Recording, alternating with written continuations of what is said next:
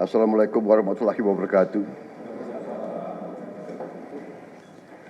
Selamat siang, salam sejahtera bagi kita sekalian. Shalom, Om Swastiastu, Namo Buddhaya, salam kebajikan, Rahayu-Rahayu.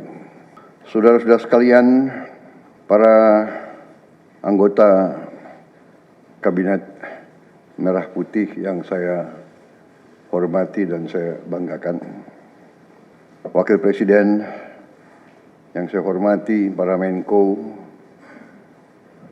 Ketua Dewan Ekonomi Nasional, para Ketua Badan, Panglima TNI, Kapolri, Jaksa Agung yang saya hormati, Kepala BIN. Saudara-saudara sekalian, sekarang saya kira adalah suatu momen bersejarah. Ini adalah sidang kabinet paripurna pertama yang saya pimpin. Kabinet yang kita sepakati, kita beri nama Kabinet Merah Putih untuk menjadi suatu simbol persatuan, simbol kebersamaan, simbol kebangsaan. Saya terus-menerus sudah beberapa tahun ini maju ke hadapan rakyat Indonesia, kepada semua pemimpin politik, pemimpin masyarakat, pemimpin agama, pemimpin pengusaha. Saya terus-menerus menekankan pentingnya persatuan. Sumber kunci keberhasilan kebangkitan suatu bangsa dalam sejarah manusia berabad-abad, kuncinya adalah bila elitnya bisa kerjasama, bila elitnya bersatu. Persatuan ini artinya adalah kita bisa sepakati mana adalah kepentingan nasional yang inti, mana adalah kepentingan nasional yang vital bagi kelangsungan hidup bangsa kita. Kita masing-masing punya kepentingan politik masing-masing. Kita masing-masing punya kepentingan kelompok masing-masing. Tapi manakala kita sudah bicara tentang bangsa dan negara, kita harus sepakati kepentingan nasional yang vital. Saya meyakini bahwa kepentingan nasional vital kita tentunya harus kita sepakati adalah kemerdekaan dan keutuhan NKRI, keutuhan Negara Kesatuan Republik Indonesia. Dan untuk menjamin keutuhan dan kelangsungan hidup Negara Kesatuan Republik Indonesia, kita harus dengan handal, dengan cerdik, dengan pandai bisa menjaga dan mengelola kekayaan bangsa kita. Hanya apabila kita bisa menjaga dan mengelola dengan baik semua kekayaan kita, hanya dengan demikian kita bisa memberi pelayanan kepada rakyat kita. Kita bisa memberi kebutuhan hidup rakyat kita. Kita bisa membayar segala keperluan suatu negara modern. Dan Di antaranya tentunya adalah menjamin kedaulatan bangsa. Saya ingatkan saudara-saudara sekalian, jangan sampai kita lupa dengan Undang-Undang Dasar kita sendiri, Undang-Undang Dasar 1945, yang jelas dalam pembukaannya tertera tujuan-tujuan nasional kita, di mana tujuan-tujuan nasional kita sangat jelas oleh pendiri-pendiri bangsa kita. Tujuan pertamanya adalah melindungi segenap bangsa Indonesia dan seluruh tumpah darah Indonesia. Ini tujuan nasional yang pertama untuk kita survive. Karena itu kita perlu memikirkan apakah kita sudah cocok atau tidak investasi kita kepada pertahanan bangsa Indonesia. Kedua, tentunya memajukan kesejahteraan umum. Saya katakan berkali-kali bahwa negara yang merdeka, rakyatnya harus merasakan kemerdekaan. Janganlah kita bangga menjadi anggota G20 kalau rakyat kita masih banyak yang miskin, masih banyak yang lapar. Mencerdaskan kehidupan bangsa mutlak. Pendidikan bagi kita adalah prioritas yang sangat tinggi. Saya kira ini terlihat komitmen kita kepada pendidikan. Kalau tidak salah, alokasi kita dalam anggaran 2025 untuk pendidikan salah satu tertinggi, Pak. Mungkin selama sejarah kita, Pak. Untuk pertama kali kita sudah 25%, Pak, Bu, ya. 20.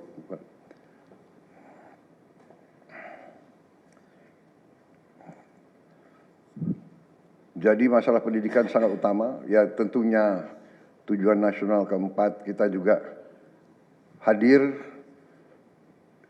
dalam pergolakan ataupun interaksi dunia, di mana kita harus selalu membela kemerdekaan bangsa-bangsa.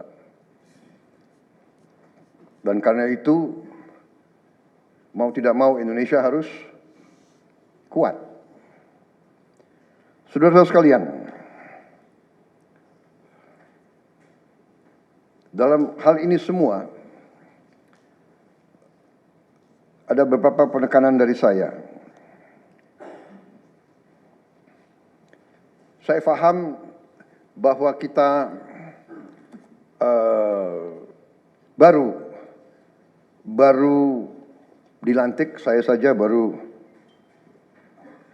3 hari, saudara-saudara baru 2 hari dilantik. Dan saudara-saudara, saya persilahkan secepat mungkin, terutama bagi menteri-menteri yang baru, silahkan konsolidasi sendiri, mengatur sendiri secepat mungkin administrasi saudara dan tim saudara di kementerian dan badan masing-masing. Penyusunan tim sangat penting. Tim yang baik, tim yang bisa kerjasama akan memudahkan kita mencapai target-target yang kita tentukan. Saudara-saudara, saya sangat mengutamakan kerjasama sebagai tim. Untuk itu, dalam waktu dekat, saya akan mengajak saudara-saudara ke Magelang, di mana kita akan melaksanakan beberapa hari menambah pembekalan. Kemudian kita akan adakan koordinasi di tempat di Magelang, Jawa Tengah, di kawasan Akademi Militer. Hal itu saya nilai akan membawa banyak manfaat, karena sesungguhnya lahirnya Republik kita memang proklamasi di Jakarta, tetapi ujian proklamasi berada di daerah-daerah di mana pejuang-pejuang kita melaksanakan perebutan kemerdekaan secara fisik. Dan daerah Magelang merupakan suatu sentra perlawanan kita terhadap penjajah. Mulai ratusan tahun dikenal sebagai daerah perjuangannya Pangeran Diponegoro. Di antara 5 gunung, itu saya kira cukup membawa suatu aura tradisi keberanian, tradisi heroisme, tradisi cinta tanah air. Saudara-saudara sekalian, jumlah anggota kabinet kita sebanyak 48 menteri. Juga ada badan-badan yang sangat strategis. Ini memang lebih banyak dari pemerintah sebelumnya. Jumlah ini saya sadari memang bisa dianggap tergolong besar, tapi memang bangsa kita bangsa yang besar. Kita tidak dapat pungkiri bahwa kita negara keempat terbesar di dunia dari jumlah penduduk. Dari luas wilayah, kita luasnya sama dengan Eropa Barat. Di mana Eropa itu terdiri dari 27 negara. Kita satu negara. Mengelola Eropa itu membutuhkan 27 menteri keuangan, 27 menteri pertahanan, 27 menteri dalam negeri. Saudara-saudara, kita seluas Eropa. Saudara-saudara sekalian, kita juga memilih sistem politik demokratis. Kalau kita negara otoriter, mungkin kita cukup menjalankan semua dengan jumlah penduduk yang sedikit. Jadi saudara-saudara, ini tidak masalah. Yang penting kita bekerja dengan efisien. Yang penting kita tidak bekerja dengan seenaknya. Saya minta Menteri Keuangan, saya minta semua Menko, saya minta semua menteri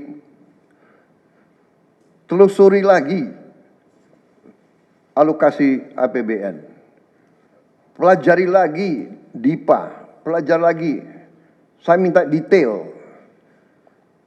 Kegiatan-kegiatan yang terlalu seremonial, terlalu banyak seminar, terlalu banyak sarasehan, terlalu banyak konferensi, terlalu banyak perjalanan luar negeri, mohon dikurangi. Kita harus memberi contoh. Fokus kita adalah pembangunan ekonomi, kesejahteraan rakyat ke dalam. Jangan mengada-ada. Studi banding, belajar pramuka ke negara lain. Ya. Saya minta efisien. Saudara-saudara, kalau saudara perhatikan dalam pemerintahan yang saya bentuk, saya perkuat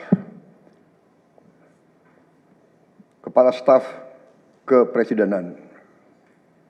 Saya perkuat itu, saya ada tambah lagi Badan Pengendalian Pembangunan dan Investigasi Khusus. Tugas mereka adalah memonitor semua program, semua proyek yang kita akan lancarkan. Saya juga membentuk suatu badan baru, Badan Percepatan Pengentasan Kemiskinan. Badan ini akan mempelajari, akan mengikuti semua program-program perlindungan sosial, semua program-program bantuan ke bagian golongan rakyat yang masih perlu bantuan, intervensi. Bukan saya ingin mencampuri pekerjaannya kementerian-kementerian, tidak. Tapi saya ingin membantu. Di mana ada bottleneck, di mana ada kesulitan, segera kita atasi. Marilah kita jujur mengakui bahwa birokrasi di kita sangat terkenal. Sangat terkenal ribetnya, sangat terkenal lambatnya. Bahkan ada pembicaraan oleh rakyat kita bahwa birokrasi pemerintah kita sering mempersulit, bukan mempermudah keperluan rakyat. Bahkan ada yang mengatakan kalau bisa dibikin sulit, kenapa dibikin mudah? Ya, ini saya minta menteri-menteri sekarang, mari kita lebih berani, mari kita lebih tidak ragu-ragu untuk memberi pelayanan yang terbaik kepada rakyat kita.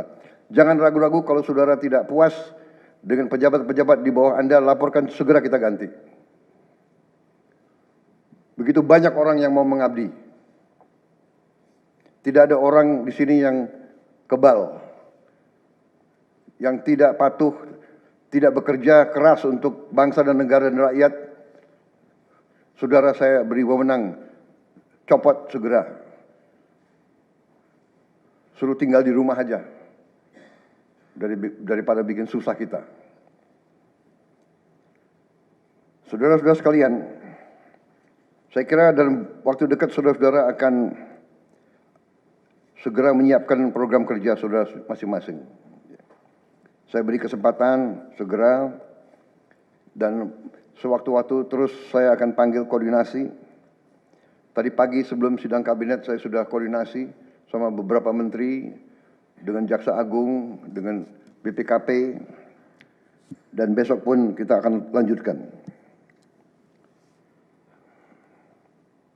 Ada beberapa pengarahan dari saya, Menteri Bappenas, pastikan semua program dan kegiatan di semua kementerian lembaga mempunyai kontribusi yang signifikan, terukur, dan saling bersinergi. Pelajari kembali semua proyek. Jangan ada proyek yang mercusuar. Semua ditujukan kepada yang saya sampaikan pada pidato saya di depan Majelis Permusyawaratan Rakyat pada hari pelantikan saya. Kita harus swasembada pangan. Itu prioritas dasar karena situasi global. Perang besar bisa pecah setiap saat. Kita harus jamin kemampuan kita memberi makan rakyat kita sendiri. Swasembada energi mutlak. Kita bersyukur kita punya sumber alam yang sangat besar. Kita sekarang tidak boleh ragu-ragu memanfaatkannya sebaik-baiknya. Hilirisasi kunci daripada kemakmuran. Karena itu saya minta menteri-menteri terkait, Menteri Investasi, Hilirisasi, Menteri Bappenas, Menteri ESDM, dengan beberapa menteri lain dibantu oleh tentu Menko Perekonomian dan Ketua Dewan Ekonomi Nasional, saya minta segera inventarisir proyek-proyek penting dalam program hilirisasi kita. 26 komoditas, proyek-proyek yang vital dalam 26 komoditas tersebut yang harus dihilirisasi segera dirumuskan, bikin daftar, dan kita segera untuk mencari dana sehingga kita bisa mulai hilirisasi dalam waktu yang sesingkat-singkatnya. Kemudian program makan bergizi, Kepala Badan Gizi Nasional dan semua KL untuk siapkan segera kita mulai dengan bergerak cepat, tepat sasaran, terukur, tapi jangan takut dengan kesulitan. Saya masih mendengar beberapa tokoh meragukan kemampuan kita untuk laksanakan itu. Saya tidak katakan bahwa ini bisa selesai dalam 1 minggu, 2 minggu, atau 3 bulan. Tidak ada di antara kita yang punya tongkat Nabi Sulaiman. Tapi kita bisa berhitung, kita bisa mengelola, kita bisa alokasi dana, kita bisa kerahkan sumber daya. Dan kita akan mencapai target yang kita tentukan. Saya hakul yakin, saya pertaruhkan kepemimpinan saya. Bagi saya, makan bergizi untuk anak-anak dan ibu hamil ini adalah strategik. Yang tidak mendukung hal ini, silakan keluar dari pemerintah yang saya pimpin. Kita satu tim, harus yakin semuanya. Ini bagian daripada rencana kebangkitan bangsa Indonesia. Dan sesudah itu, tentunya yang saya katakan pendidikan sangat mutlak. Saya sudah panggil Menteri Pendidikan Tinggi, Sains dan Teknologi dan Menteri Pendidikan Dasar Menengah.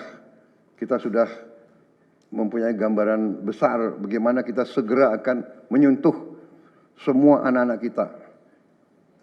Kita akan gunakan teknologi untuk mempercepat membawa pendidikan kepada anak-anak kita. Dan ini sesudah itu tentunya kesehatan juga penting. Demokratisasi yang paling cepat, yang paling dirasakan oleh rakyat adalah pendidikan dan kesehatan. Kalau kita bisa memberi pendidikan yang terbaik untuk anak-anak kita, kesehatan yang memadai untuk seluruh rakyat kita, itu adalah demokrasi yang sebenarnya. Saudara-saudara. Menteri Kesehatan, teruskan reformasi kesehatan, atasi kekurangan dokter dan tenaga kesehatan. Kita punya program khusus, nanti kita bahas tersendiri. Ini semua harus ditopang oleh pertahanan yang kuat, penegakan hukum yang tidak ragu-ragu. Saya minta Jaksa Agung, Kapolri, BPKP, Badan Intelijen Negara, fokus ancaman yang berat bagi kita, judi online, narkoba, penyelundupan, penyelewengan, korupsi, kebocoran. Hanya dengan penegakan hukum yang tegas dan intelligence yang baik, bukti-bukti yang kuat, bisa kita segera mitigasi hal ini semua.